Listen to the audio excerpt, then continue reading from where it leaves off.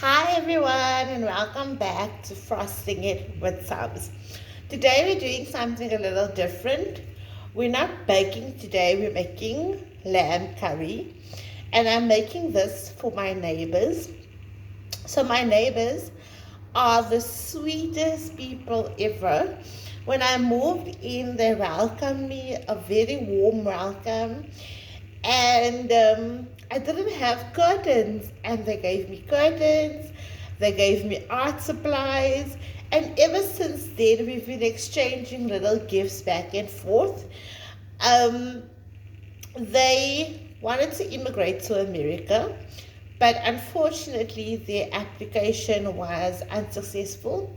So now they are planning to hit the road. So they're buying a motorbike and they're going to travel all over Africa.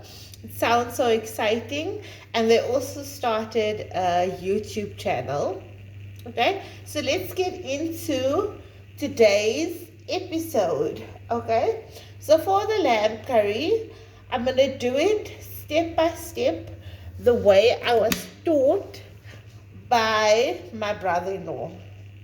So first I'm just going to switch on the stove, and then I'm going to put some oil in a pot.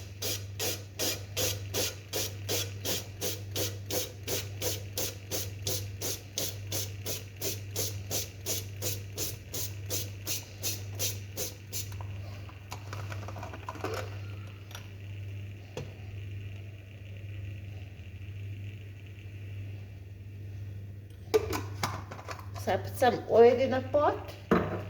Then I'm going to put some onions. So I put the onions in. Then I put some chili flakes.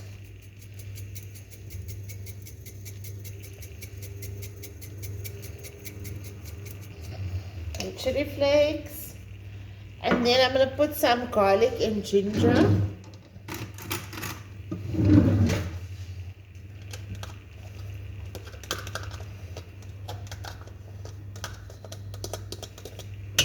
So I put the garlic and ginger. Now we wait for it to sizzle. Okay? For the purpose of this episode, I'm going to put the stove a bit higher. Let's hope we don't burn it. So let me just put the stove a bit higher. I'll put it on 7. Okay? In the meantime, right? Let's talk about how rare it is to find a good neighborhood to live in, or even good neighbors, or good school for your children to go to in said neighborhood. Now, I've lived in many neighborhoods. So initially I'm from like a location type of neighborhood, but the schools there were very good. It was a good community, very tight-knit community. But the problem with that is that everybody knows everybody's business, which wasn't cool. Then I moved to in the middle of a CBD. So I moved in the middle of the CBD, which was pretty dangerous. There were times when there were strikes, like Pick It Up would like strike all of a sudden, and they would throw out every trash can. So the whole CBD was full of trash. And then one time there was even a lion in the CBD, like a real life lion. Apparently they were filming somewhere, and then the lion escaped. So the lion was busy walking around there in the CBD, which is crazy. And then after the CBD, I moved to another suburb. But this suburb was in the process of degrading, right? So we paid a lot of money for the property, and at the end of the day, because of the state of the suburb, we ended up losing a lot of money when we sold.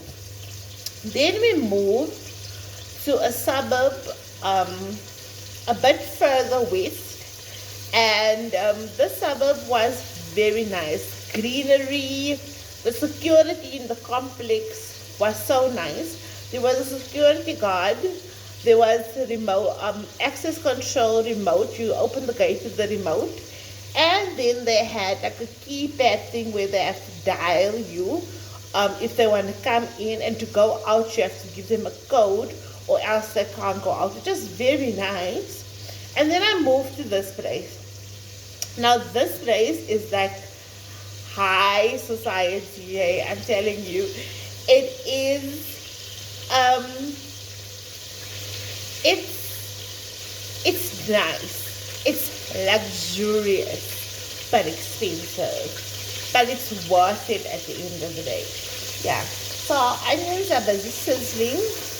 We just have to wait for them to brown up before we can go on to our next step.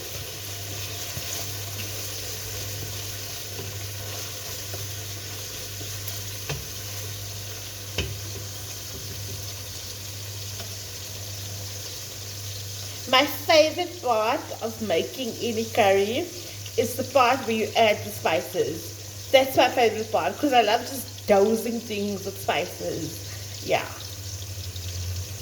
I don't know if y'all watched that movie, Mistress of Spices. Oh, that was such a good movie.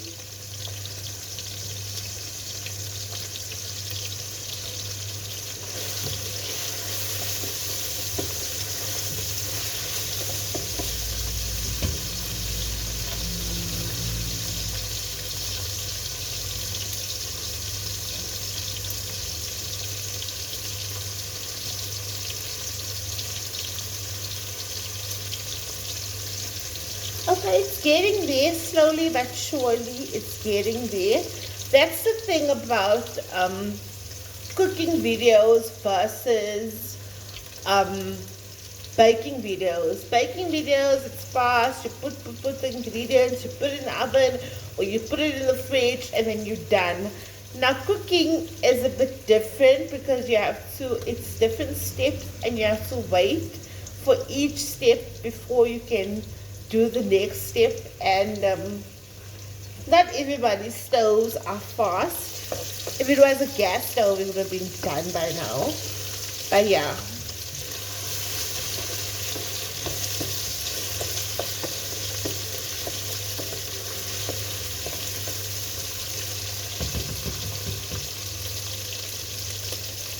Do you guys want to see what it looks like? Let me show you.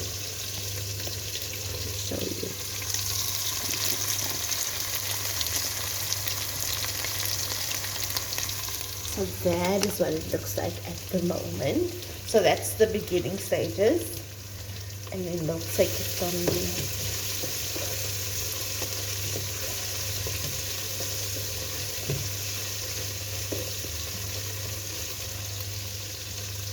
I don't know, most people when they cook, they prefer their onions to be brown before they move on to the next step. Now, I prefer my onions to be cooked, like it must be like translucent. So the minute the onion is a bit see-through, that's when I start putting my spices. So it's almost there. Okay, now let's put spices. So I made a little mix for myself, and I called it number 1, onions. So I know this is the spices that go when I put the onions. So I put the spices in. Okay. Then, now we're going to do the fun part. We're just going to mix the spices in the oil a bit so that it can vergaar. That's what my sister calls it. So it can vergaar.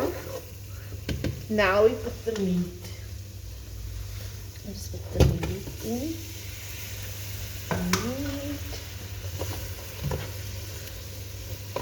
And what we're looking for in the meat is a little browning of the meat. So we want the meat to brown a bit. But we also don't want the spices to burn. So that's also another challenge over there.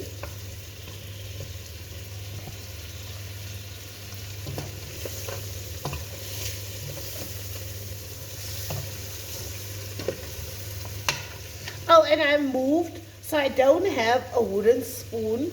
So I prefer cooking with a wooden spoon. So if you want to gift me a wooden spoon, please gift me.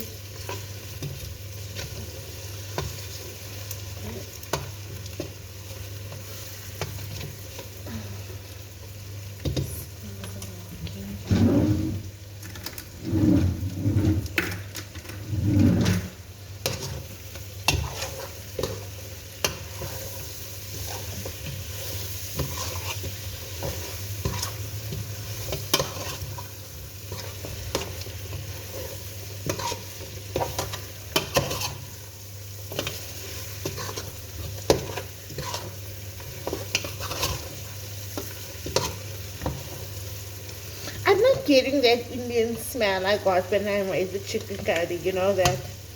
I don't know what's wrong. Maybe it's because it's a different meat, or maybe the spice blend is off, but I'm not getting that that nice thing. So now we're gonna add the tomatoes.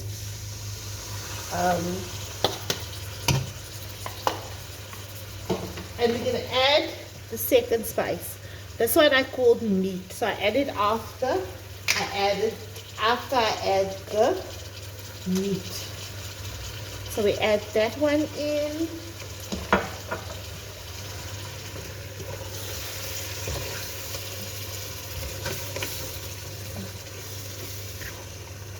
Okay, now I'm getting a hint of that Eastern mosaic smell. So yeah. We're getting there, people. We are getting there. So what I'm going to do now is I'm going to add a little water because I want the meat to cook and I also want the tomatoes to cook. And it's a bit dry at the moment. And yeah, we want a nice gravy. So I'm just going to add a little bit of water. I hope I don't make it too watery. Just a little bit of water. And now we're going to let it simmer until the tomatoes cook through. So the way you know your tomatoes are fully cooked is if it separates from the oil. So you'll have like a thin little oil layer around the tomatoes. And then you know it's ready for the next step, where you can now put in your potatoes. Okay, so for now, I'm just going to let this tomatoes cook. I use canned tomatoes. Just a tip, when you use canned tomatoes, add some sugar, or else it's going to have like a puree type of a taste which you don't want. Trust me, you don't want that. So yeah. Let's let this simmer. I'm going to pause the video for now. We'll come back and regroup. Let me show you what it looks like now. Okay, let me just turn the camera.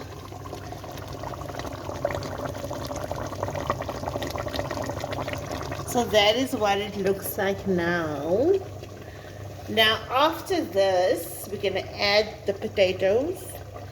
And then after the potatoes, we're going to add my third mix, which I called potato. This is dhania jira. So then we'll add that afterwards. Yeah. So that's basically how I make a curry. I'm not saying it's 100% Indian or it's like wow or anything. I'm also new to cooking. Like my sister did all the cooking my whole life. So I'm new to cooking and I'm starting to enjoy it actually. The more I do it, the more I'm starting to enjoy it. Yeah, so if you want to know how the curry turned out and how the lunches my neighbors went, because I'm going to serve this for lunch for them. If you want to know, leave a comment and I'll get back to you. So that's all from Frosting It with Sabz.